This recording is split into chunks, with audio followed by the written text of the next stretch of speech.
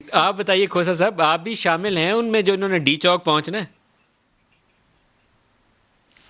دیکھیں ملک صاحب، ہم بالکل شامل ہیں جہاں تک تعلق ہے عوام کا. عوام خود نکلے گی. 3 چیزیں ہوتی ہیں جو عام آدمی کو چاہیے ہوتی ہیں. مجھے بتائیں کہ کیا ان کو خوراک مل رہی ہے؟ آپ کچن آئٹمز لے لیں، کوئی شخص پاکستان میں جو ہے وہ اگر ان سے راضی ہو یا ملٹیپلائی ہو کر پرائسز جو ہے 100% سے 1000% کے قریب جو ہے بڑی نہ ہو. سر ڈی آپ چوک کب دوسری چیز پہنچیں گے؟ لے لیں، لاسٹ ہیلتھ منٹ ہے، کیئر کلوزنگ ہوتی ہے. ریمارکس، کب کسی کو پہنچیں گے ڈی چوک؟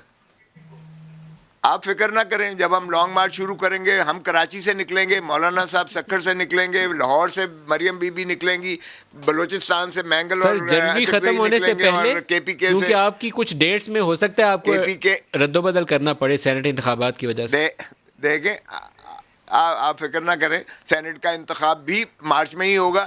یہ حکومت نے نہیں کروانا، الیکشن کمیشن نے بڑا واضح طور پر کہہ دیا ہے. اور جہاں تک تعلق ہے یہ جا رہے ہیں سپریم کورٹ سے ایڈوائس لینے کے لیے، تو ذرا آرٹیکل 226 پڑھ لیں. آئین ترمیم کرنا پڑتا ہے. صرف 2 میں استثناء ہے، ایک پرائم منسٹر اور ایک چیف منسٹر. باقی تمام الیکشن بائی سیکرٹ. یہ آرٹیکل ایک منٹ میں اگر کچھ کہنا 226 چاہیں کلائم. بڑی دیکھیں، یہ ان واضح کی قانونی رائے ہے، لیکن واضح جنرل صاحب اس پہ بات کر چکی ہیں کہ آرٹیکل 186 جو ایڈوائزری جورسڈکشن ہے، اس کے انڈر ہم جا رہے ہیں.